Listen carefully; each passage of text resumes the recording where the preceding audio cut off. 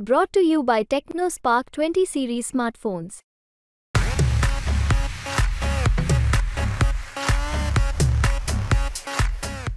नमस्कार, तुम्हा सगळ्यांचं स्वागत आहे मुंबई तक मध्ये। आज खरं तर दुसऱ्या टप्प्यातल्या मतदान झालं। 8 लोकसभा मतदारसंघांमध्ये महाराष्ट्रातल्या आज मतदान पार पडलं। खरं तर अनेक ठिकाणी शांततेत मतदान पार पडलं, परंतु 2 ठिकाणी महाराष्ट्रामध्ये काही गोंधळ झाल्याचं आपल्याला पाहायला मिळालं। नेमकं काय घडलं हे आपण समजून घेणार आहोत आणि त्याचबरोबर कुठल्या मतदारसंघामध्ये किती टक्के मतदान झालं हे सुद्धा या व्हिडिओच्या माध्यमातून समजून घेणार आहोत। नमस्कार, मी राहुल गायकवाड, मुंबई तक मध्ये तुमचं स्वागत आहे। सुरुवातीला मी जसं म्हटलं तसं दुसऱ्या टप्प्यातलं मतदान आज होतं। आज 8 मतदारसंघांमध्ये खरं तर मतदान पार पडलेलं आहे। त्याच्यामध्ये आपण जर बघितलं तर सर्वत्र शांततेत मतदान पार पडलं, परंतु 2 मतदारसंघ असे होते की जिथे काहीसे वेगळे प्रसंग आपल्याला पाहायला मिळाले। त्यातला एक मतदारसंघ होता तो म्हणजे यवतमाळ वाशिमचा मतदारसंघ होता। तिथे काही ठिकाणी बोगस मतदान झालं असा आरोप ठाकरे गटाकडनं करण्यात आला होता। म्हणजे यवतमाळ मधल्या एका मतदार केंद्राच्या जवळपास एक गाव होतं, एक वस्ती होती आणि त्या वस्तीमध्ये काही लोकांकडनं त्यांच्या रजिस्टरमध्ये त्यांचे नावं लिहून घेण्यात आले आणि त्यांच्या बोटांवर शाई लावण्यात आली। ठाकरे गटाचा आरोप होता की भाजपचे कार्यकर्ते होते ते बोगस मतदान करून घेत होते, त्या लोकांना पैसे वाटत होते आणि त्यांच्या बोटावर शाई लावून त्यांना त्यांच्या मतदानाच्या अधिकारापासून वंचित ठेवत होते, असा आरोप ठाकरे गटाकडनं करण्यात आला। ठाकरे गटाच्या कार्यकर्त्यांनी जे भरारी पथक असतात त्यांच्या अधिकाऱ्यांना घेऊन तिथे गेले, परंतु अधिकाऱ्यांना आल्यानंतर ते सगळे जे लोक होते ते पळून गेले आणि अधिकाऱ्यांना तिथे एक रजिस्टर सापडलं ज्याच्यामध्ये काही मतदारांची नावं होती। त्याचबरोबर तिथे शाईची एक बॉटल सापडली आणि त्याचबरोबर शाई लावण्यासाठी जो एक पुंचा असतो तो सुद्धा भरारी पथकाला तिथे सापडला। त्यानंतर ते भरारी पथक जवळच्या पोलीस स्टेशनला गेलं आणि त्या पोलीस स्टेशनमध्ये या संदर्भातली सगळी तक्रार दाखल करण्यात आलेली। अर्थात हे नेमकं कोण करत होतं, खरंच पैसे वाटले का? कारण भरारी पथकाला तिथे कुठेही पैसे आढळले नाहीत, परंतु त्यांना एक रजिस्टर, एक शाईची बॉटल आणि आणखी काही गोष्टी ह्या सापडलेल्या। त्यामुळे नेमकं कोण पैसे वाटत होतं, कुठल्या मतदारांना इन्फ्लुएन्स केलं जात होतं किंवा बोटावर शाई लावून त्यांचं मतदान झालं असं दाखवण्यात येतं, हा सगळा प्रश्न होता। आणि ठाकरे गटाकडनं सातत्याने आरोप करण्यात येत होता की आमच्या विरोधकांकडनं हे सगळं षडयंत्र रचलं जात आहे। खास करून जिथे मुस्लिम वस्ती किंवा अल्पसंख्याक वस्ती आहे, दलित वस्ती आहे, तिथल्या मतदारांना भुलवलं जात होतं, तिथल्या मतदारांना मतदानापासून वंचित ठेवलं जात होतं।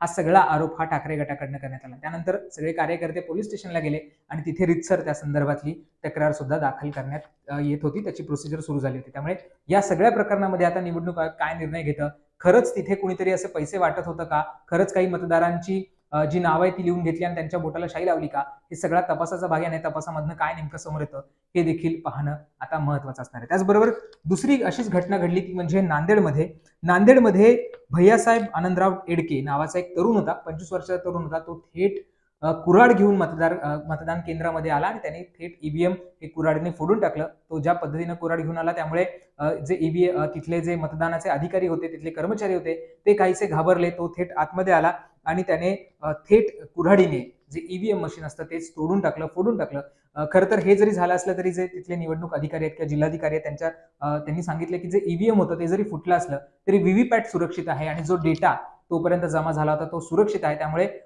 मतदारांनी जे मतदान केलं ते सुरक्षित आहे, त्याच्यामध्ये कुठेही बाधा आलेली नाहीये, तो डेटा सुरक्षित असल्याचं सुद्धा त्यांनी सांगितलेलं आहे। परंतु हा गंभीर प्रकार घडल्यामुळे सुद्धा एक तणावाचं वातावरण निर्माण झालं होतं। पोलिसांनी तात्काळ हस्तक्षेप केला आणि त्या तरुणाला ताब्यात सुद्धा घेतलेलं आहे। त्या तरुणाचं म्हणणं होतं की तो 25 वर्षाचा झालाय आणि त्याला नोकरी मिळत नाही, तो बेरोजगार आहे आणि या सगळ्या नैराश्यातनं त्यांनी थेट हे टोकाचं पाऊल उचललं। तो थेट मतदान केंद्रामध्ये आला आणि त्याने थेट ईव्हीएमच तोडून टाकलं होतं। त्यामुळे ही सुद्धा एक महत्त्वाची आणि गंभीर घटना ही नांदेडमध्ये आपल्याला घडलेली पाहायला मिळाली। इतरत्र मात्र अगदी शांततेत मतदान पार पडलेले। आता नेमकं मतदानाची टक्केवारी किती होती, किती टक्के मतदान आज दिवसभरामध्ये झालंय हे सुद्धा जाणून घेणं महत्त्वाचं आहे, कारण याच्यावरनच याचा कोणाला फायदा होऊ शकतो, कोणाला तोटा होऊ शकतो हे सुद्धा समजून घेता येऊ शकतं। आपण जर वर्ध्याचा विचार केला तर वर्ध्यामध्ये आज 5 वाजेपर्यंतच ही आकडेवारी आहेत। 5 वाजेपर्यंत 56.66% इतकं मतदान झालं होतं। अकोल्यामध्ये 52.49% मतदान झालं होतं। अमरावतीमध्ये 54.50% इतकं मतदान झालं। बुलढाण्यात 52.24% मतदान झालं। हिंगोलीमध्ये 52.3% मतदान झालं। नांदेडमध्ये 52.47% मतदान झालं। परभणीमध्ये 53.79% मतदान झालं आणि यवतमाळमध्ये 54.4% इतकं मतदान झालेलं आहे। अर्थात आपण जर या सगळ्या मतदारसंघांचा आढावा घेतला, या 8ही मतदारसंघांचा आढावा घेतला तर साधारण 50% इथे मतदान झालेलं आहे। त्यामुळे 50%च मतदान झाल्यामुळे याचा कोणाला फायदा होतो, कोणाला तोटा होतो हे देखील पाहणं महत्त्वाचं असणार आहे. एका अर्थाने मतदार काहीसे निराश दिसतात या सगळ्या गोष्टींना. मतदान केंद्रापर्यंत ते येत नाहीयेत.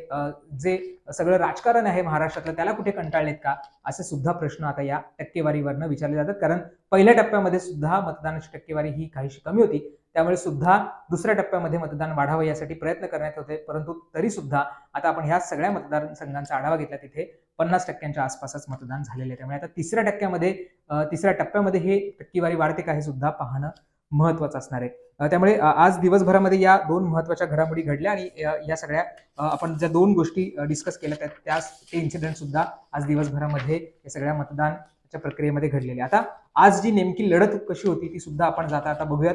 बुलढाण्याचा आपण विचार केला तर बुलढाण्यामध्ये शिवसेनाच्या शिंदे गटाचे प्रतापराव जाधव हे निवडणुकीच्या रिंगणात होते. त्यांच्या विरोधात शिवसेना ठाकरे गटाचे नरेंद्र खेडेकर हे निवडणुकीच्या रिंगणात होते. तर वंचितकडनं वसंत मगर हे निवडणुकीच्या रिंगणात होते. अकोल्याचा आपण जर विचार केला तर अकोल्यामधनं अनुप धोत्रे हे निवडणूक लढवत होते. काँग्रेसकडनं अभय पाटील हे निवडणूक लढवत होते. तर वंचित बहुजन आघाडीकडनं प्रकाश आंबेडकर स्वतः या निवडणुकीच्या रिंगणात उतरले होते. अमरावतीमध्ये भाजपकडनं नवनीत राणा, काँग्रेसकडनं बळवंत वानखेडे, प्रहारकडनं दिनेश बुब आणि अपक्ष आनंदराज आंबेडकर हे सुद्धा उभे राहिले होते. त्यांना खरं तर वंचितने पाठिंबा सुद्धा दिला होता.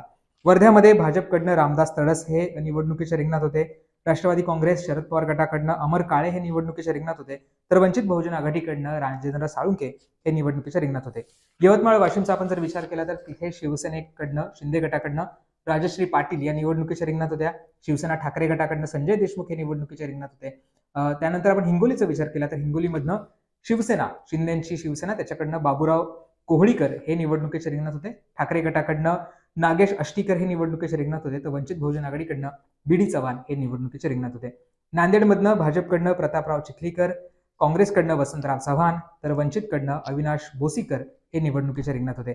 आणि शेवटी परभणीमध्ये शिवसेना ठाकरे गटाचे संजय जाधव हे निवडणुकीच्या रिंगणात होते. तिथे रासपचे महादेव जानकर हे निवडणुकीच्या रिंगणात होते. खरं तर एनसीपी कडनं म्हणजे अजितदादा गटाकडनं ही जागा त्यांना देण्यात आली होती आणि तिथनं महादेव जानकर यांनी निवडणूक लढवली आहे. तर वंचितकडनं पंजाबराव डक हे निवडणुकीच्या रिंगणात उतरले होते. त्यामुळे आज दिवसभरामध्ये या सगळ्या घडामोडी घडलेल्या आहेत. 2 इन्सिडेंट झाले, परंतु इतर ठिकाणी शांततेत मतदान झालेलं आहे. आता ही जी कमी झालेली टक्केवारी याचा कोणाला तोटा होतो हे निकाल आल्यानंतरच कळणार आहे. परंतु पुढच्या टप्प्यामध्ये ही टक्केवारी वाढवण्यामध्ये निवडणूक आयोगाला, प्रशासनाला यश येतं का हे सुद्धा पाहणं महत्त्वाचं असणार आहे. तुम्हाला या सगळ्या घडामोडीबद्दल काय वाटतं?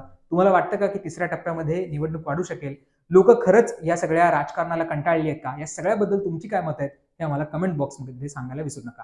धन्यवाद.